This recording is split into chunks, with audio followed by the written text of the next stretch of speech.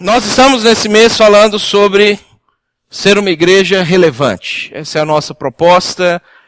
Quando a gente pensa sobre o que é o nosso chamado, o que é a nossa vocação, a gente descobre que a proposta de Deus para a gente como igreja não é a gente ficar somente fechado entre nós. A proposta de Jesus para a igreja desde o início é que a igreja fosse relevante para o mundo, é que a igreja ela fizesse a diferença. E quando a gente estuda a história da igreja, eu amo estudar a história da igreja, e quando eu estudo a história da igreja, eu percebo quanta diferença a igreja fez no mundo. É inegável a diferença que a igreja fez no mundo. A igreja, ela fez uma diferença tão grande no mundo que a nossa data, ela é marcada antes e depois de Cristo, porque a igreja conseguiu levar Cristo para o mundo. A igreja conseguiu, como a gente cantou, se não me engano, a nossa terceira música aqui, ser os pés, as mãos, os olhos de Cristo no mundo, e conseguiu mostrar, mas ainda não acabou. O trabalho ainda não acabou, ainda existem lugares para serem alcançados, ainda existe trabalho para fazer. Nós estamos nesse processo, e quando eu olho para a Bíblia, eu olho para Jesus, eu percebo que a gente tem que o tempo inteiro estar tomando alguns cuidados, tomando algumas decisões para que a gente não deixe de ser relevante na nossa proposta como igreja. Na semana passada, quando a gente começou a falar sobre isso, eu trouxe para vocês a mensagem baseada na revista super interessante desse mês de setembro, onde a gente viu que a capa da revista trabalha essa temática do extremismo evangélico, mostrando qual é o ponto de vista das pessoas hoje no Brasil a respeito da igreja. Quando eles olham para a igreja, quando eles olham para os evangélicos, o que eles enxergam? E, infelizmente, essa imagem aqui retrata uma boa parte daquilo que as pessoas têm enxergado. Se você não consegue ver daí, é uma mão meio que sangrando, e o sangue não é da mão. O sangue é de alguém que a mão bateu segurando uma Bíblia, e aí a revista ela foi trabalhando bastante essa questão de como que a igreja ela foi caminhando para um sentido em que se assemelha muito a essas religiões extremistas como o islamismo, que a gente sabe que o mundo inteiro tem medo do islamismo. E aí, se você quiser, essa mensagem já está disponível lá na página da igreja, você pode escutar para entender o que a gente trabalhou nesse tema aí. E aí, uma das perguntas que a gente fez na semana passada, e que é uma pergunta que a gente vai falar sobre ela bastante ao longo desse mês, é o que Jesus tinha em mente quando ele criou a igreja? Porque foi Jesus que criou a igreja. Ele que estabeleceu a igreja. A igreja não é um acidente, a igreja não é uma decisão dos apóstolos de, bom, já que ele se foi, agora a gente vai reunir aqui e vai fazer um negócio. Jesus estabeleceu a igreja. Nós lemos o texto na semana passada, hoje o Tiago na ministração leu também o texto de que quando Jesus pergunta para os discípulos, quem vocês acham que eu sou? Os discípulos e Pedro responde, você é o Cristo, o Filho de Deus vivo, que a partir dessa declaração Jesus falou, é isso aí. A minha igreja vai ser estabelecida, Pedro, sobre essa pedra. E aí a gente depois vê como é que Pedro desenvolve isso lá em 1 Pedro capítulo 2. E toda essa ideia de o que Jesus tinha em mente quando ele criou a igreja. Acho que não tem nada pior do que você criar alguma coisa, que você inventar alguma coisa com um objetivo e as pessoas pegarem aquilo e usarem por um objetivo que não é o objetivo que você queria. Não é a sua proposta inicial. Por isso, responder essa pergunta é muito importante. É muito importante a gente ter isso em mente o tempo inteiro. E a gente também descobriu na semana passada que a igreja, ela não é a parede em si, ela não é o templo, ela não é a denominação. A igreja é o grupo de pessoas. E é um grupo de pessoas que proclama o bem de Deus à humanidade. Nós fomos chamados como igreja para proclamar as virtudes de Deus.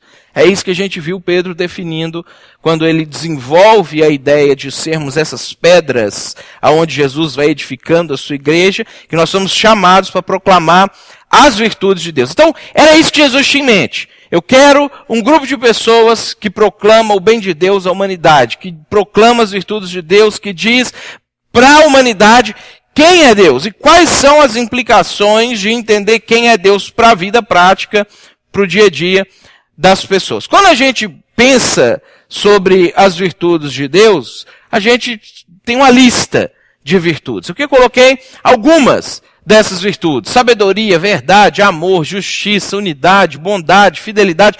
Nós temos várias outras virtudes que a gente poderia elencar aqui, que fala sobre Deus. E cada uma dessas virtudes, a gente trabalhou um pouquinho semana passada também, ao invés de a gente lutar contra algo que a gente percebe que é ruim, que nos torna extremistas, como a capa da revista Super Interessante, nós podemos declarar qual é a virtude de Deus equivalente àquilo que a gente olha e sabe que não é certo. E quando a gente declara a virtude de Deus, aquilo que está errado sai. Aquilo que está errado perde o sentido. Porque a virtude de Deus toma conta daquela situação toda. Quando a gente olha para essas virtudes todas, tem uma delas que ela é, de certa maneira, surpreendente para nós, que é a unidade. Essa virtude de Deus, ela é uma virtude que às vezes a gente não analisa ela tão racionalmente, mas a gente vive conflitos em relação a ela o tempo inteiro, porque unidade é uma coisa que o ser humano não é naturalmente. O ser humano naturalmente ele não consegue chegar a unidade. E essa virtude de Deus, ela salta a nossa compreensão quando a gente analisa, por exemplo, a questão da Trindade. Para vocês terem uma ideia, a Trindade, ela só foi definida, esse conceito da Trindade só foi definido bem certinho, quase 400 anos depois de Cristo. Embora ele está presente na Bíblia desde o início, desde o livro de Gênesis, a gente encontra a Trindade presente e a gente vai encontrando, falando sobre isso. Isaías 63 é uma declaração explícita da Trindade. Os judeus não conseguiram entender isso lá. Os próprios discípulos de Jesus tinham um pouco de dificuldade em entender isso. Depois a igreja foi caminhando, aí os pais da igreja e os primeiros teólogos, eles tentaram definir o que era a questão da Trindade. E se você for bem verdadeiro comigo, você vai acabar dizendo para mim que você também tem assim um pouquinho de dificuldade em entender isso. Porque eu tenho dificuldade. É muito complexo para a gente entender como que três pessoas diferentes é apenas um Deus. Eu tive que cometer um erro gramatical do português para poder expressar isso. Porque eu não posso falar que três é. Três são. Mas quando eu vou falar a respeito de Deus, eu tenho que dizer que três pessoas é um Deus. Soa até mal aos nossos ouvidos. É complexo para a gente entender isso, porque isso aqui é a maior expressão de unidade que a gente pode ter. Para a gente, unidade é um. Para Deus, unidade pode ser três, sendo um. E aí, quando a gente analisa essa questão da unidade, eu acho que a grande dificuldade que a gente tem de entender o conceito da Trindade, e que é um pouco complexo, é a dificuldade que a gente tem de entender o que é unidade. E não só entender, é a dificuldade que a gente tem de experimentar a unidade. Porque a unidade não é uma coisa que a gente compreende somente intelectualmente. Não é uma coisa que eu só consigo descrever para você um conceito aqui. Você precisa experimentar. Se você não experimentar, você nunca vai saber o que é, de fato, unidade. Quando a gente olha para a nossa vida, para o nosso cotidiano, para as nossas experiências humanas, a unidade mais básica que a gente tem hoje é a família. Eu gostei dessa foto da Margarina, usando ela em menos de 2 meses em 2 mensagens. Achei muito legal essa foto, porque essa foto ela é muito hipócrita, mas a gente queria que fosse a coisa desse jeito aqui. Era o nosso desejo, era o nosso alvo, era que esse negócio aqui acontecesse.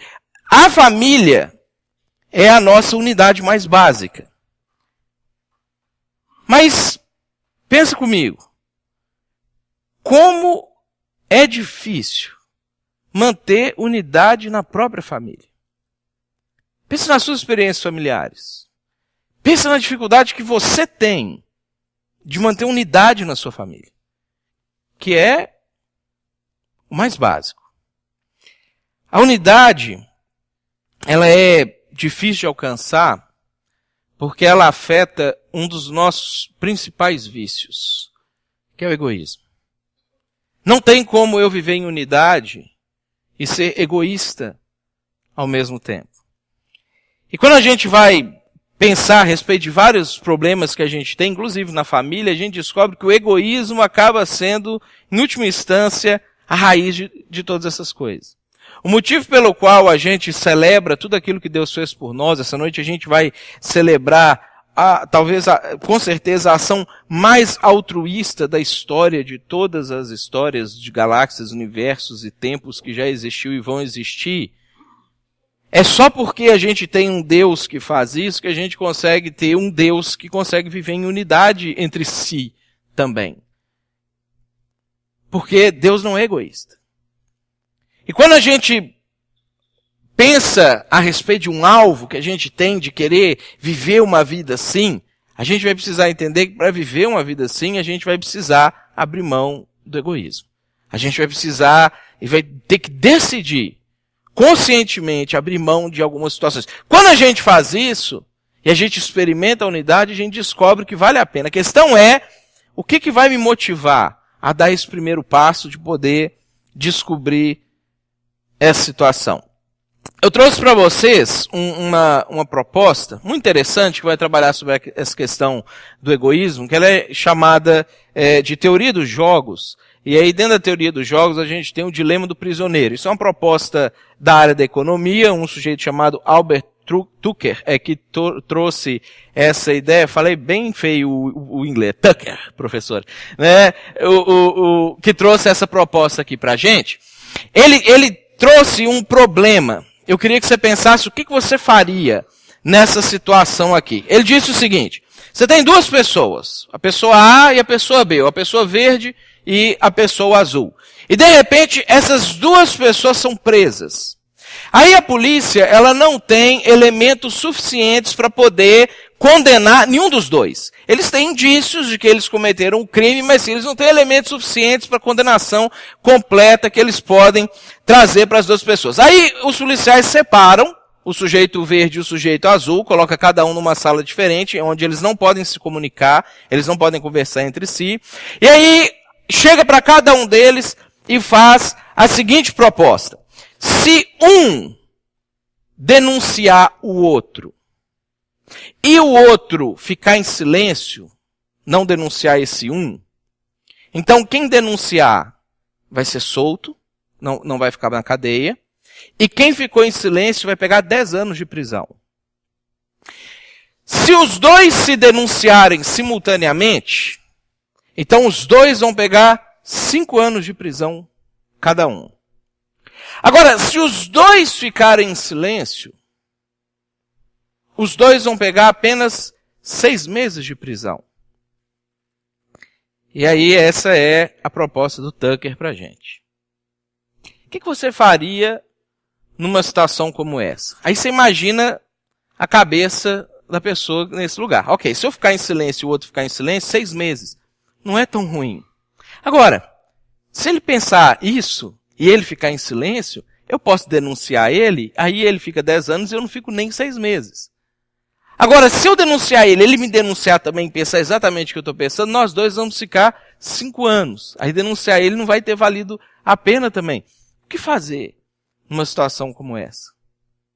O que você faria nessa situação? Esse dilema econômico, ele é muito utilizado para negociações de empresas e coisas relacionadas com isso. E esse dilema, ele é muito interessante porque ele mostra muito claramente o nosso egoísmo. Ele ressalta, assim, como é que a gente pensa em relação às decisões que a gente precisa tomar, inclusive quando essas decisões beneficiam a gente em detrimento de outra pessoa ou acabam prejudicando outra pessoa também. A ideia do economista é que a melhor escolha seria sempre que os dois ficassem em silêncio e pegassem só 6 meses, que é o risco mínimo. Mas como alguém sempre pensa que o outro vai ficar em silêncio, ele quer aproveitar a oportunidade e não ficar nem 6 meses. Ele denuncia o outro. Só que o outro pensou isso também. Então, o que eles chegam à conclusão é que, em regra, a maioria das vezes, as duas pessoas se denunciam e as duas pessoas ficam 5 anos presas, ao invés de ficarem somente 6 meses. Porque é a tendência humana. Aí tem todos os estudos percentuais que vai trabalhar essa ideia. Agora, essa questão é interessante. Porque quando a gente fica diante desses dilemas, no nosso dia a dia, às vezes com a nossa família, às vezes com a igreja, às vezes no ambiente de trabalho, nossas decisões tendem a ser decisões egoístas que acabam prejudicando ambas as partes. E o que acontece é que a gente, por medo de experimentar o benefício da unidade, a gente acaba não experimentando benefício nenhum na vida da gente. A unidade, ela demanda da gente altruísmo. E isso não é natural em nós. Aí eu pergunto para vocês, se é difícil para a gente manter a unidade na família, como é que seria na igreja? Qual o grau de dificuldade para a gente fazer isso num grupo de pessoas que às vezes a gente nem conhece? Muitos de vocês, a gente recebeu hoje o pessoal como membro da igreja, muitos de vocês nem conhecem eles nem conhecem vocês. Como que a gente consegue manter unidade com pessoas que a gente acabou de conhecer? Com pessoas que a gente ainda vai conhecer? Às vezes pior, com pessoas que a gente já conhece, porque a gente já conhece todos os defeitos, todos os problemas, todas as dificuldades, todas as picuinhas e as coisas que geram desunião na gente. Porque às vezes ser unido com uma pessoa que a gente não conhece, às vezes é até um pouco mais fácil do que quando a gente já conhece a pessoa e a gente tem que tomar a decisão de permanecer em união com essa pessoa. A unidade, ela é um dos distintivos da igreja. Se a gente pensar que nós temos que ser uma igreja relevante, não tem como nós sermos uma igreja relevante se nós não tivermos unidade. E a gente vai perceber e a gente vai ver que Jesus e os discípulos, eles exaustivamente falaram sobre isso e deram algumas dicas para a gente de como que a gente pode viver e deram alguns alertas para a gente. E eu queria ler com vocês nessa noite, 1 Coríntios capítulo 11. Nós vamos ler, é um texto grande, eu não vou projetar o texto ali. Se você quiser, você pode só escutar a leitura, porque isso aqui é uma carta que Paulo enviou. O dia que ela foi lida a primeira vez, ela foi lida. Paulo, o chefe da igreja lá na época, chamava presbítero da igreja, ele pegou a carta e ele leu para o pessoal. Gente, chegou uma carta de Paulo. Aí ele leu e a carta não era muito legal, não. Essa carta de 1 Coríntios é uma carta dura, uma carta pesada. A gente vai ver que uma das coisas que Paulo trabalha... A principal coisa que Paulo trabalha na carta é a dificuldade que aquela igreja estava tendo com a questão da unidade. E aí chega um momento que é muito propício para a gente hoje, porque nós vamos ter a ceia, que Paulo, escrevendo sobre a ceia, ele fala sobre a unidade. E ele mostra como que a ceia trabalha para a gente essa questão da unidade. 1 Coríntios capítulo 11, a partir do versículo 17, olha só como é que ele começa essa sessão da carta dele. Nisso, porém, que vos prescrevo, não vos louvo. Em outras palavras, assim, gente, agora eu vou falar um negócio para vocês que eu não tenho elogio para vocês, não. É crítica nesse momento. Paulo falando para a igreja de Corinto. Porquanto vos ajuntais não para melhor, e sim para pior. Porque antes de tudo, estou informado haver divisões entre vós. Isso é uma coisa que sempre acontece, gente. O pastor sempre fica sabendo das coisas erradas que acontecem na igreja. Sempre chega. Isso aqui, Paulo estava a milhares de quilômetros de distância, numa época que não tinha internet, não tinha e-mail, não tinha SMS, não tinha WhatsApp, e a notícia chegou para ele lá. Paulo, tá uma bagunça na igreja lá. Informaram para ele. Ele nem colocou o nome do cara aqui. Tem uma outra carta que Paulo coloca o nome. Ele fala assim, me informaram aí o pessoal da casa de Cloé que está dando problema aí. Eu fico imaginando o pessoal outro dia, vocês da casa de Cloé. Vocês que estão informando o negócio para Paulo. Aí Paulo, ele fala isso aqui. Fui informado que tem divisões entre vós, quando você unis na igreja. E eu, em parte, o creio. Porque até mesmo importa que haja partidos entre vós, para que também os aprovados se tornem conhecidos em vosso meio. Quando, pois, vos reunis no mesmo lugar, não é a ceia do Senhor que comeis. Aí olha que interessante o contexto que Paulo vai trazer essa mensagem sobre a ceia. Porque, ao comerdes, cada um toma antecipadamente a sua própria ceia, e há quem tenha fome, ao passo que há também quem se embriague. Eu fico imaginando as justificativas que as pessoas teriam para essa prática aqui se Paulo chegasse para elas nesse dia e perguntasse para elas por que isso está acontecendo na igreja. Provavelmente uma das justificativas do pessoal que comia antecipadamente é o pessoal que está reclamando com você que está faltando comida para eles, é porque eles não chegam na hora. Se eles chegassem na hora, tinha comida para eles também. Eu fico imaginando o pessoal lá reunindo e falando assim, esse pessoal sempre atrasa a gente fica com fome aqui, tendo que esperar eles chegarem, não sei o que. Quer saber? Larga esse pessoal para lá, vamos comer, vamos fazer o que a gente tem para fazer aqui, e depois eles que aprendam e na próxima vez cheguem na hora certa, e aí tem comida para eles também. Essa era... Ficou emocionado aí, né? Essa era o contexto que eles estavam vivendo. Nesse momento, nessa situação da ceia aqui. Aí Paulo continua. Não tendes, porventura, casas onde comer e beber? Ou seja, se você está reclamando do cara que chega atrasado porque você está com fome, cara, come em casa. Vai na ceia lá só para participar, legal. Não fica na expectativa de que lá é que você vai encher a sua barriga. Não tem casa aonde comer?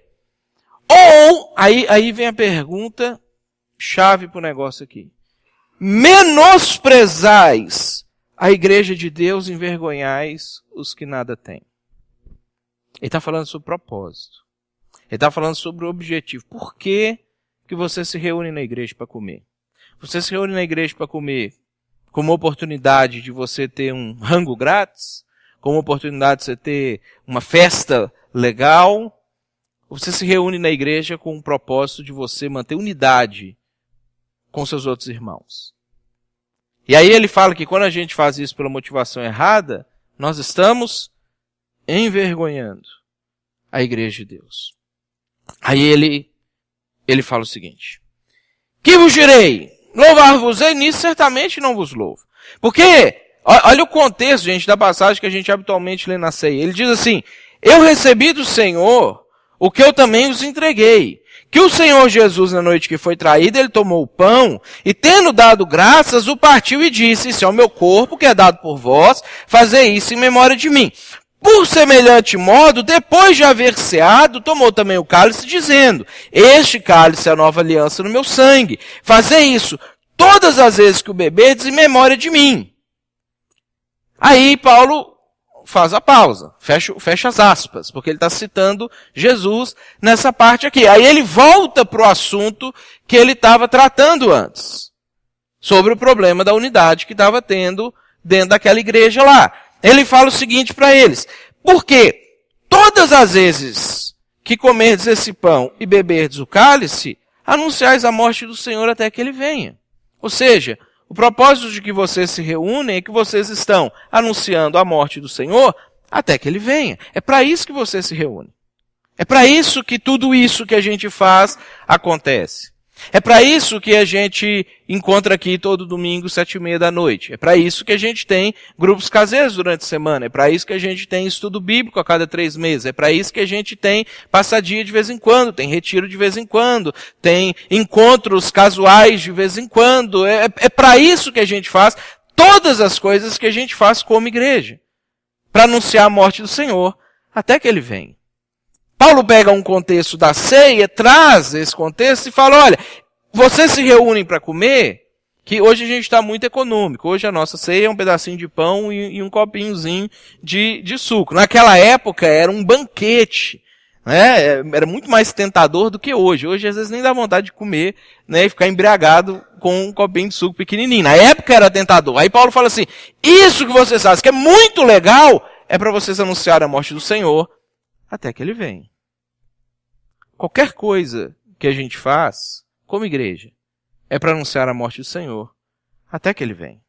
Aí Paulo continua falando para eles assim, por isso, aquele que comeu o pão ou bebeu o cálice do Senhor indignamente, será réu do corpo e do sangue do Senhor. E eu acho que essa passagem, muito facilmente, ela pode ser estendida para qualquer outra atividade que a gente pratica.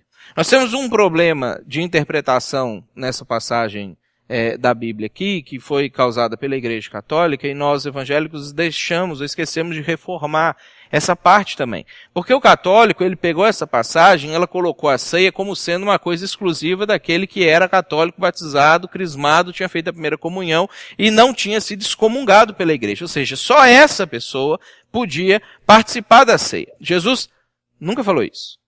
Você pode ler nos 3 evangelhos que mencionam a criação da ceia, quais são os pré-requisitos que Jesus coloca para participar da ceia do Senhor. Jesus fala assim, façam isso em memória de mim. É o único pré-requisito.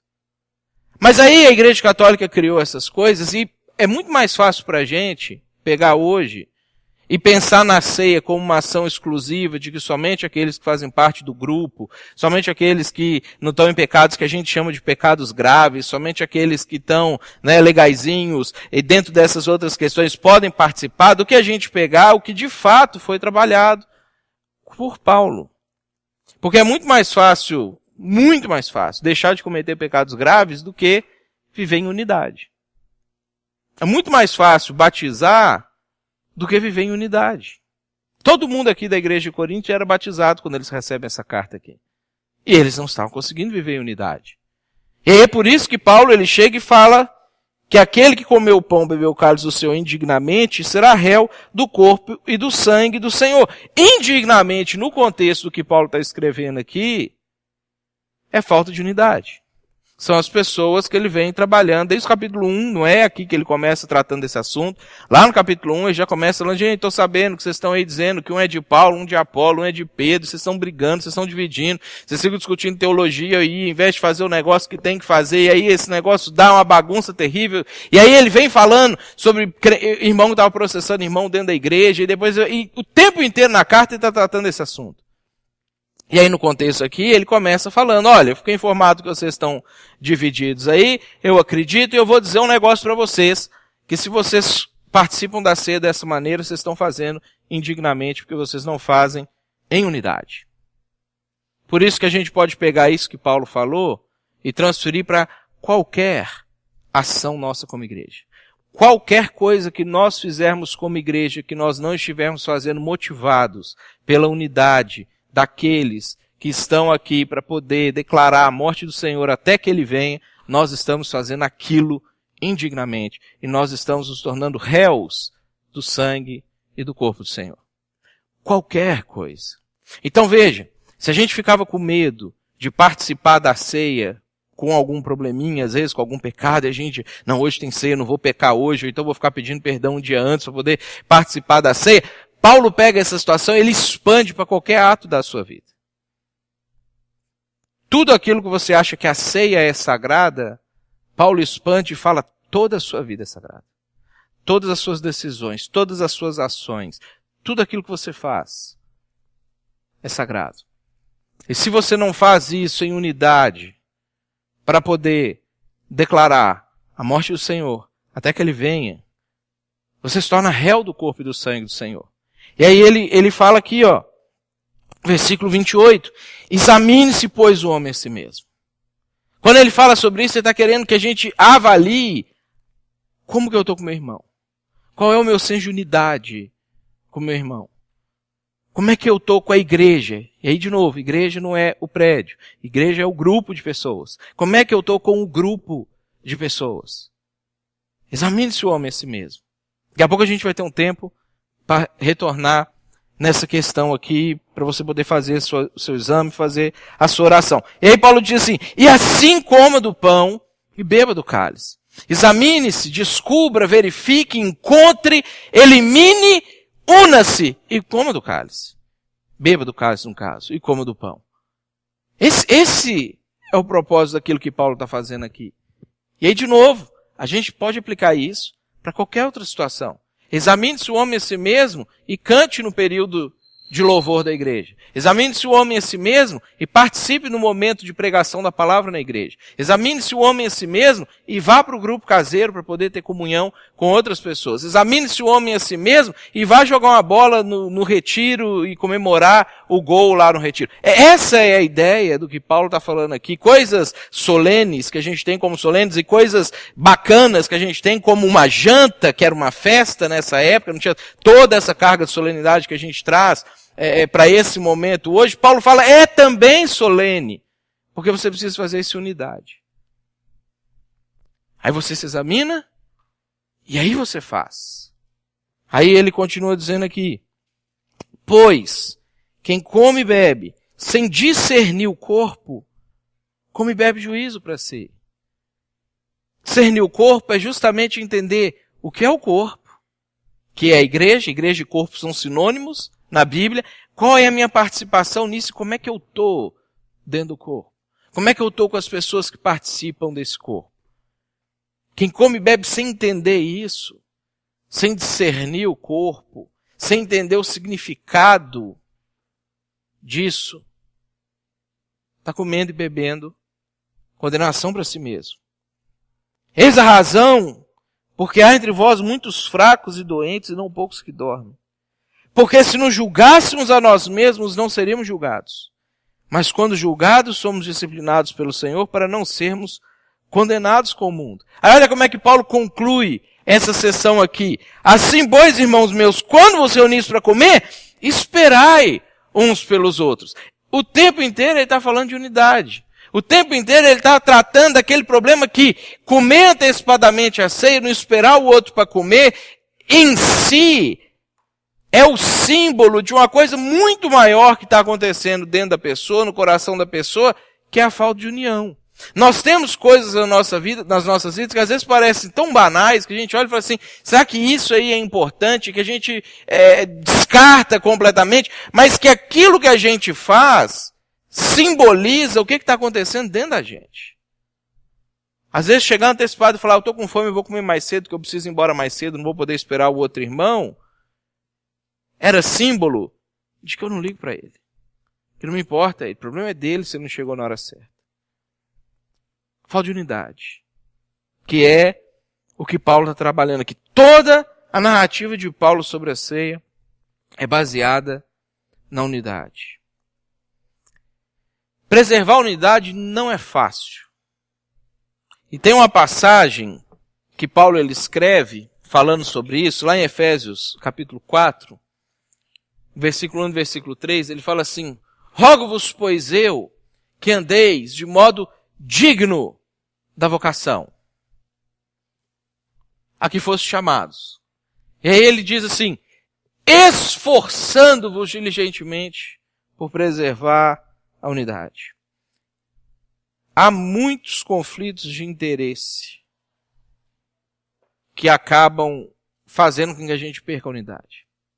Para preservar a unidade, eu preciso resolver abrir mão de uma série de interesses meus para que isso possa acontecer.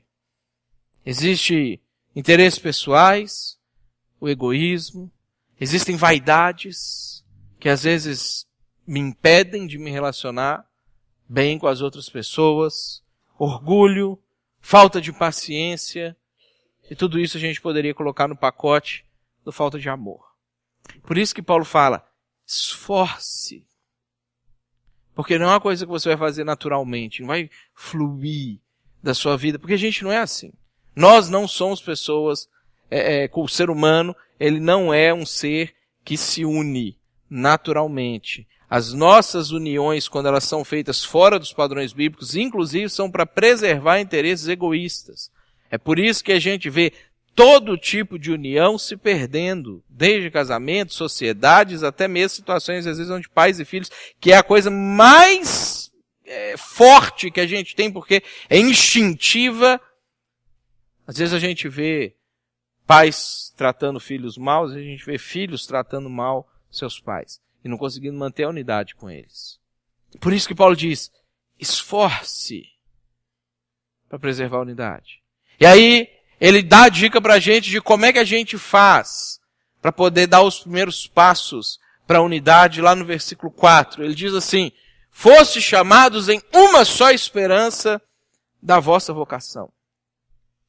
A grande dificuldade que a gente tem de manter a unidade é porque cada um de nós tem o seu próprio alvo particular. E aí quando o meu alvo conflita com o seu alvo, eu não posso mais andar junto com você, você se torna meu rival. E aí quando às vezes você deixa de contribuir para alcançar o meu alvo, você também se torna descartável. Eu também não posso mais andar junto com você, porque você não está mais colaborando junto comigo para eu alcançar o meu alvo. Quando Paulo ele fala sobre a questão da unidade, ele diz o seguinte: todos vocês têm o mesmo alvo. Para a gente conseguir viver em unidade, a gente precisa ter convicção de qual é o nosso alvo. E entender que o nosso alvo é comum. Que quando a gente entendeu o Evangelho, a gente abraçou o Evangelho, nós estávamos dizendo com isso que nós estamos abrindo mão dos nossos alvos particulares até então. Hoje de manhã lá no Batismo de Eloá, a gente falou um pouco sobre isso. Eu estou morrendo para tudo aquilo. Eu estou morrendo para aquela vida anterior. Eu estou morrendo para as minhas vontades. Eu estou morrendo para os meus propósitos. Eu estou morrendo para os meus alvos. E está nascendo uma pessoa nova agora que recebeu de Deus um alvo que é comum a todas as outras pessoas que passaram pela mesma experiência. Quando a gente entende que a nossa vocação ela é comum, a gente pode começar a andar em unidade. É por isso que Jesus, Deus, Pai e o Espírito Santo conseguem ser três e ser apenas um Deus. Porque tudo o que eles fazem como Deus e como pessoas individuais que eles são, eles fazem com um só objetivo, com um só propósito, com apenas um alvo na vida deles. Não há discordância, não há conflitos. Por isso eles conseguem viver em perfeita unidade. Quanto mais a gente conseguir aprimorar os nossos alvos individuais, entendendo que o alvo individual de cada um é o mesmo do outro, mais a gente vai conseguir viver em unidade. Se nós quisermos ser uma igreja relevante, a gente precisa andar em unidade. A gente precisa viver dessa maneira. Cabe diversidade em muitas áreas. A gente não precisa ter o mesmo gosto musical, a gente não precisa ter o mesmo estilo de roupa, a gente não precisa vestir igual, a gente não tem que padronizar o nosso jeito de falar. Cabe diversidade em todas essas coisas. E a diversidade ela é muito saudável. Não cabe diversidade em duas coisas. Em qual é o nosso alvo? E qual é o meio para a gente chegar no nosso alvo? Essas duas coisas a gente não pode divergir. Essas duas coisas, cada um de nós precisa ter em comum um com o outro. Quando a gente consegue fazer isso, aí eu enxergo a diversidade do meu irmão, que geraria desunião entre mim e ele, como algo totalmente irrelevante. Porque aquela diversidade que antes me incomodava, agora eu percebo que pode ser um jeito bom para que ele também chegue no mesmo alvo, no mesmo objetivo que eu tenho, porque o nosso objetivo é comum. Eu quero deixar uma passagem destacada aqui para a gente, enquanto a gente vai ter o tempo para a gente examinar a si mesmo e o tempo que a gente vai ter também para tomar a ceia. Pedro ele diz: acima de tudo, porém, tende amor intenso uns para com os outros. Se a gente conseguir viver assim, gente, nós vamos ser uma igreja relevante. Nós vamos ser uma igreja que vai mudar a história dessa cidade, a gente vai conseguir mudar a história desse estado, a gente vai conseguir mudar a história de muita gente, de muitas pessoas, de muitas vidas, se a gente conseguir viver isso aqui.